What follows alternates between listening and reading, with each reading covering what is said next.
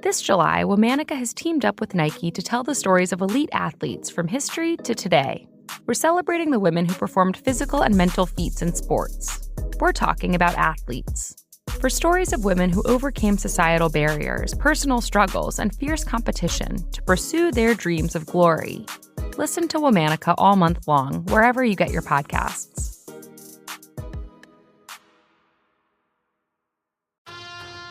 Hello. From Wonder Media Network, I'm Jenny Kaplan, and this is Womanica. This month, we're celebrating women who performed physical and mental feats in sports. They overcame societal barriers, personal struggles, and fierce competition to pursue dreams of glory. We're talking about athletes. It's 1976. A small, unassuming woman sits at a corner table of a restaurant, shoveling 2 huge soufflés into her mouth. Or maybe they were crepes, depending on who's telling the story. The woman is only about 5 feet tall, no more than 100 pounds. But she's dining like a queen, feasting on the food that covers the table in front of her. A nearby couple stares at her. The small woman glances at them and addresses the question in their eyes. "I'm running the New York City Marathon tomorrow," she declares, "and I'm gonna win." Little did they know what a fierce competitor this woman would be. Let's talk about Miki Gorman. Miki was born in 1936 to Japanese parents in occupied China. Her father worked for Japan's Imperial Army. As World War II ended, the family fled back to Japan. But the trauma of war followed Miki and her family. "Tokyo was a vast burned field," she later wrote. "My father returned from the military looking like a skeleton. Well, we all looked like skeletons." Miki's father found a job as a doctor in a remote area north of Japan's capital. Every day, Miki walked about 6 miles to get to school because there were no buses in her small rural village. In 1963, an American Army officer who was stationed in Japan offered Miki a job in the United States as a nanny. She went back with him to his home in Pennsylvania on a student visa and took care of household duties. She also attended school at Carlisle Commercial College, where she earned her degree. A few years after moving to America, she saw an advertisement from a company in California. The company was looking for a secretary who could speak both Japanese and English. Miki applied and set off for Los Angeles.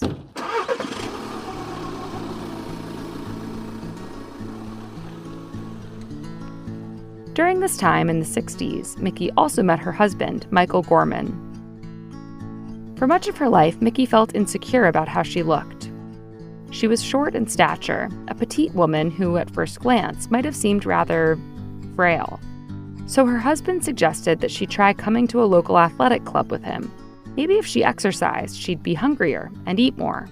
She was just 87 pounds. It couldn't hurt. After going to the club a few times, Miki became a regular runner on the indoor track. Soon, she was a running fiend. She decided to enter her first race, but it wasn't a 5K or even a 10K. No. She entered her club's competition to see who could run 100 miles in one day. Miki had to count her own laps around the track, all 1,075 of them. People obviously took notice and encouraged Miki to dream bigger and to compete in more prominent races. She began to realize that her small size was actually an advantage. Her confidence soared. Famed running coach Laszlo Tabori began working with her. The intensity of her training ramped up. In 1973, Miki ran her first marathon in Culver City. She'd only started running 5 years earlier. And she won. The next year, in 1974, she won the Boston Marathon and set a course record, beating the previous one by a whopping 19 minutes. Finally, in 1975, Miki boldly signed up for the New York City Marathon. At the time, there were very few female athletes involved in marathon running. The New York race itself was only 5 years old. Miki, on the other hand, was nearly 40, and most people considered her too old to be competing in a race of that caliber. Not to mention, she had given birth to her daughter at the beginning of that year. Back in 1975, the marathon was 4 long loops around Central Park, an extremely hilly course. To finish it at all was an incredible feat. To everyone's great surprise, Miki came in second among all the women in the marathon. The next year, Miki signed up for the marathon again, undeterred. There were more than 2,000 racers, just 88 of them were women. At the starting line, the gun blasted and Miki took off through the city, her feet propelling her forward. This time around, the marathon course traversed all 5 boroughs of New York. Miki ran along at a steady pace. There were very few roadside barriers to protect the athletes. At one point, a giant St. Bernard dog ran right up to Miki as she was running. Miki later said he was almost as tall as I was. As she got closer to the finish line, she breezed by the woman at the front of the pack. Miki had won. Not only that, she'd set the course record for women at 2 hours, 39 minutes, and 11 seconds. She was the only American woman who would win the New York Marathon for the next 4 decades. From then on, Miki was on fire. In 1977, she won the Boston Marathon again, and that same year, she won the New York Marathon for a second time. She's the only woman in history to have won both races twice. And in 1978, she set the world record for the half marathon. Miki never gave less than her absolute all. She trained twice as hard as many of her competitors, running at least 70 miles per week all year round when she was at her prime. Miki retired from running in 1982, the same year she separated from her husband, Michael. After retiring, she continued to attend a road race established in her honor back in Japan. She was also named as Runner of the 1970s by the New York Road Runners and inducted into several running halls of fame. Despite these honors and her legendary legacy, Miki is often overlooked in running history.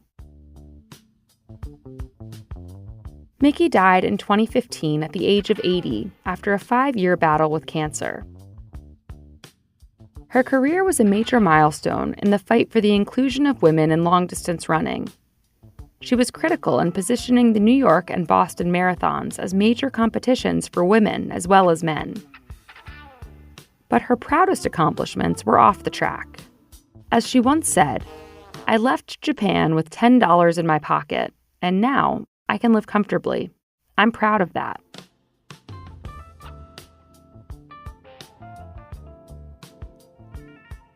All month, we're talking about athletes. For more information, find us on Facebook and Instagram at Womanica Podcast. Special thanks to Liz Kaplan, my favorite sister and co-creator. Talk to you tomorrow.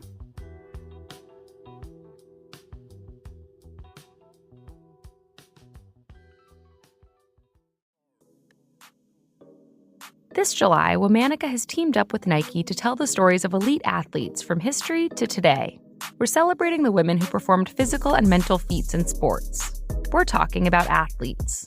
For stories of women who overcame societal barriers, personal struggles, and fierce competition to pursue their dreams of glory, listen to Womanica all month long, wherever you get your podcasts. Am I doing the right thing with my finances? Am I saving enough? Can I buy a house? Am I paying too much in taxes? Will I be able to retire? Putting a financial plan together feels impossible. What if I told you there was another way? Take Facet's free financial wellness quiz to get your score and a snapshot of your current financial health. Visit Facet.com now and discover your financial wellness score today. That's FACET.com. This ad is sponsored by Facet. Facet Wealth Incorporated is an SEC registered investment advisor. This is not an offer to buy or sell securities, nor is it investment, legal, or tax advice. For 25 years, Brightview Senior Living Associates have been committed to creating a vibrant culture and delivering exceptional services, making Brightview a great place to work and live. If you're looking for a rewarding opportunity to serve your local community and grow, we want you to join our team. Brightview Senior Living is growing and actively seeking vibrant associates to join our community teams, including directors, healthcare, activities, hospitality, and dining. Apply today at careers.brightviewseniorliving.com. Equal employment opportunities. Text BV Jobs to 97211 to apply. You know that feeling when you walk into your home, take a deep breath, and feel new? Well, that's what it's like to use Clorox Scentiva. Because Clorox Scentiva smells like coconut, cleans like Clorox, and feels like energy. It'll elevate any cleaning routine to not just clean, but also make every room smell like a tropical coconut getaway. Discover how Clorox Sentiva's powerful clean and refreshing scents can transform your space. Get yours in coconut or other fabulous scents at a nearby retail store.